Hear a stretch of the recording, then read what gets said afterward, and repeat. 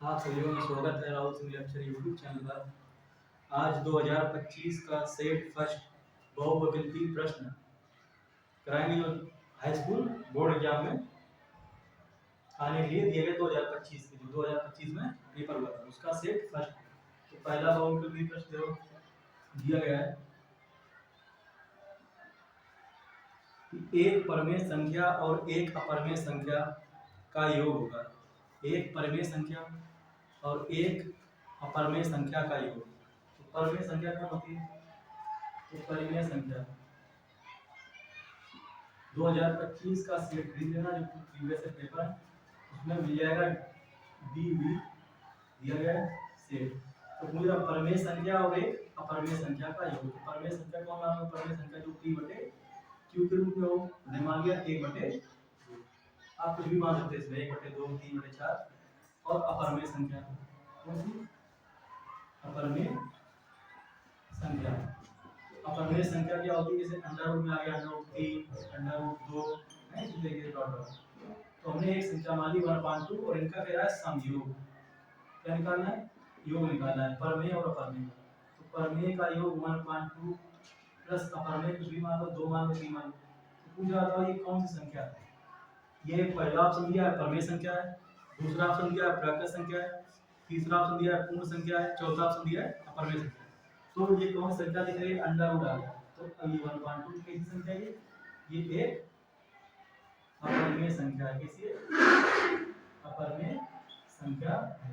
तो कौन सा ऑप्शन सही होगा? ऑप्शन नंबर डी बिल्कुल सही होगा। अब इसका दूसरा प्रश्न दिया गया है। पहले में परिमेय अपरिमेय पूछा गया। दूसरा प्रश्न दिया गया कि 156 का अभाज्य गुणनखंड होगा। 156 का अभाज्य गुणनखंड। तो 156 का अभाज्य गुणनखंड 156 का अभाज्य गुणनखंड क्या होगा? एलसीएम निकालना होगा। निकालो 156 का एलसीएम कितना है? तो 156 156 156 का। तो 156 का एलसीएम कितना आएगा? 156। किससे कटेगा? लास्ट में 6 तो 2 से कटेगा 2 से 14 2 बटे 16 फिर 2 से काटो 2 के 6 2 में 18 तो 3 से कटेगा 3 एकम 3 3 से का 9 का कटेगा 13। इसके अभाज्य गुणनखंड निकालो। अभाज्य गुणनखंड तो अभाज्य गुणनखंड क्या बने? अभाज्य गुणनखंड अभाज्य गुणनखंड क्या बने? 2 गुणा 2 गुणा 3 गुणा 13। तो इसमें जो लिखा है ऑप्शन दिए हैं ऑप्शन में लिखा है 2 की पावर 2 गुणा में 3 गुणा में 13। ये कौन से ऑप्शन दिया गया? जिस ऑप्शन दिया ऑप्शन सही है। ऑप्शन नंबर दिया बी। इसका ऑप्शन नंबर बी राइट होगा। ये ओएमआर वाले प्रश्न हैं जो 20 प्रश्न आते हैं ओएमआर। अब इसका देखो तीसरा प्रश्न।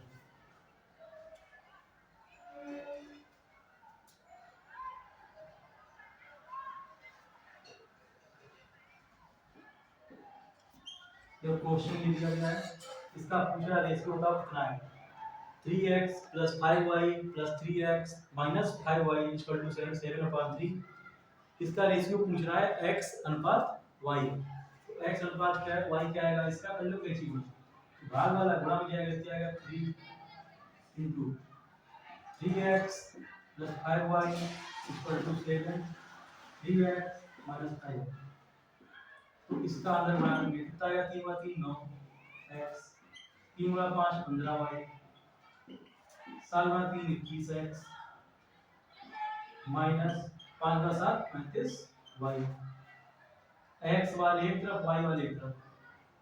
x वाले एक तरफ लिया ये प्लस में क्या आएगा? माइनस में 21x माइनस के 35y ये प्लस में क्या जाएगा? माइनस में 15y। इन्हें घटाओ कितना आएगा? 12 माइनस के 12x और ये आएगा माइनस के 50y। x से माइनस हो गया काटो 2 से 2 से काटो 12 2 से काटो 25। तो x अपान y पूछ रहा है कितना आ गया? 25 ये बटे हो जाएगा x। तो आ जाएगा x रेशियो y = 25/6। x अपान y। अगला देखो माइनस 35y माइनस का 5y, ठीक कितना आएगा 25/6। ऑप्शन नंबर ए, कौन सा ऑप्शन है? ऑप्शन नंबर ए बिल्कुल राइट। अब देखो क्वेश्चन नंबर 4, क्वेश्चन नंबर 4 में दिया गया है, क्वेश्चन नंबर 4 में दिया गया है 3x² माइनस का 2x प्लस 1/3 इक्वल टू 0 का विविध कर होगा। तो इसका विविध कर निकालना है। विविध कर क्या होता है? विविध कर फॉर्मूला पड़ा होगा, विविध कर d बराबर b² माइनस 4ac। तो इस तरह फॉर्मूला लगेगा। इसकी हम पहले तुलना करेंगे। व्यापक समीकरण, व्यापक समीकरण ax² plus bx plus c बराबर 0 से तुलना। तो ax² a के बराबर 3, b के बराबर -2, c के बराबर 1/3। तो हमसे पूछ रहा है इसका विविध कर क्या होगा? विविध कर d पूछ रहा है। d क्या होता है? b² minus 4ac। तो b² b का मान -2 है, -2 का स्क्वायर माइनस 4, a का मान 3 है, c का मान 1/3। 3 से 3 बढ़ गया, -2 का स्क्वायर 4 माइनस 4, तो 4 में 4 गया, कितना आया 0। तो इसका आंसर आएगा 0, ऑप्शन नंबर ए। 4 का ऑप्शन ए राइट। अब देखो question number 5, question number 5, question number 5 में दिया है वर्ग अंतराल, बारंबारता और सारणी का माध्य होगा। माध्य पूछ रहा, माध्य कितना है? माध्य का फॉर्मूला क्या होता है? ये देखो, ये सवाल दिया है। वर्ग अंतराल दिया है 2 से 4, 4 से 6, 6 से 8, 8 से 10, 10 से 12। और बारंबारता दिया 2, 4, 7, 3, 4। तो हमें सबसे पहले इसका माध्य मान निकालना। माध्य मान कितना आएगा? माध्य मान क्या होता है कि इन दोनों को जोड़ के आधा है। 4 और 2 का 2 को जोड़ो 6, 6 का आधा कितना आएगा 3, 6 और 4 10, 10 का आधा 5, 8 6 14, 14 का आधा 7, 18 9 22 11। अब इसके बाद क्या करना होता है कि जो मध्य मान आया है उसका बारंबारता से गुणा। तो बारंबारता दी है f, जिसका गुणा करो 3 गुणा 6 कितना है? 3 2 6, 3 गुणा 2 कितना है? 6, 5 गुणा 4 5 को 20, 7 गुणा 7 49, 9 गुणा 3 27, 11 गुणा 4 44। अब क्या करना है कि सिग्मा, सिग्मा का मतलब होता है शरीर को जोड़ना। माध्य बराबर होता है सिग्मा fx बटे सिग्मा f।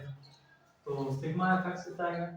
शरीर जोड़ो तो 26, 26 और 49 और 27 और 44 जोड़ना। ये देखो 26 हो गए, इन दोनों जोड़ा 26। अब 49, 9 6 15, 80 1 75, 7 5 12, 80 1 9 1 10, 4 2 6, 4 146, जोड़ने पाया 146। अब हमें इसको जोड़ना है। 2 4 6 7 13, 13 3 16 4 20। हमें सिग्मा fx का मान ऊपर रखने। सिग्मा fx का मान आया 146 और सिग्मा f का मान आया 20। तो हमें क्या करना? 2 से काटना है। 2 7 14, 2 गुणा 3 से 6, एक अंक बाद पॉइंट लगा दो तो आंसर इसका आएगा 7.3। इसका आंसर आएगा 7.3। 7.3 ऑप्शन नंबर 4 में है। अब देखो क्वेश्चन नंबर 6, क्वेश्चन नंबर 6 में क्या दिया?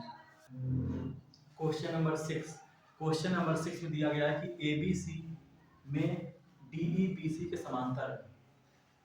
AD का मान दिया है 1.5, BD का मान दिया है 3 और AE का मान दिया है 2। तो पूछ रहा है कि AC का मान कितना है? तो ये सवाल होते हैं समरूपता के।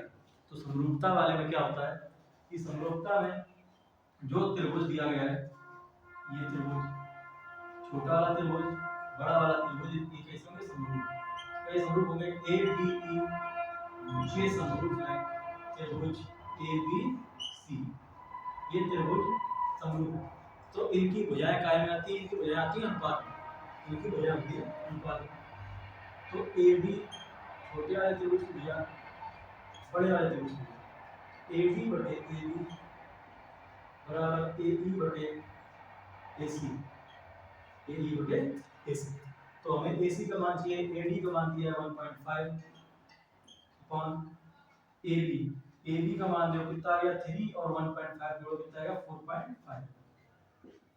AE का मान दिया है 2, AC का मान चाहिए इस पॉइंट से पॉइंट हट गया, 15 का पारा को 3 बार, इसका उधर बना लो तो AC बराबर आ जाएगा 2 गुणा 3 6 सेंटीमीटर।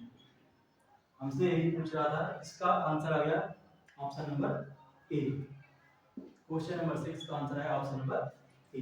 अब क्वेश्चन नंबर 7, क्वेश्चन नंबर 7 दिया गया है बिंदुओं 2, 3 और 4, 1 के बीच की दूरी होगी।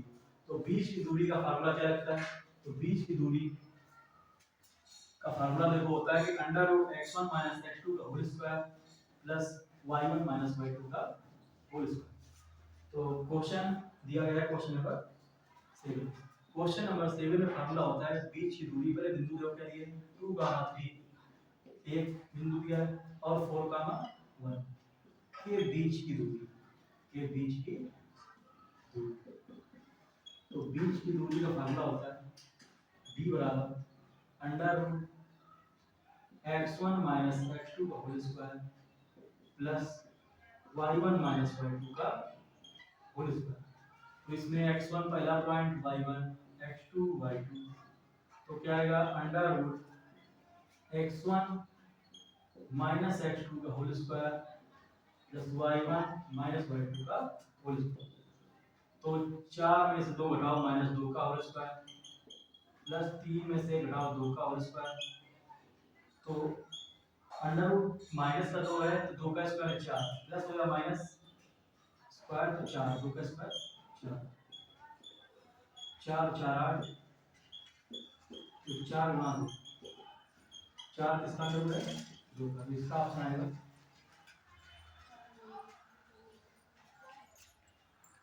Option number 2√2। तो इसका ऑप्शन आएगा ऑप्शन नंबर बी। 7 का आंसर होगा ऑप्शन नंबर बी।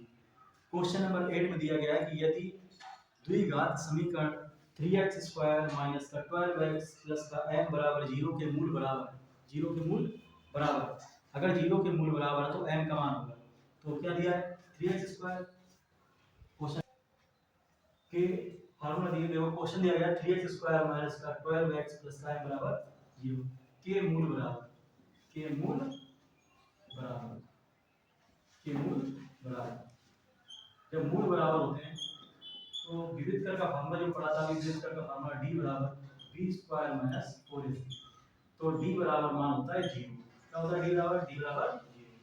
तो सेम वैसे है कि इसकी तुलना करेंगे व्यापक समीकरण ax² + bx + c बराबर 0 से। तो a का मान आ जाएगा 3, b का मान आ जाएगा -12, c का मान आ जाएगा m। तो b² d बराबर 0 है तो क्या आएगा b² - 4ac बराबर 0। तो b² - 12 के स्क्वायर -4, a का मान 3 है, c का मान है बराबर 0।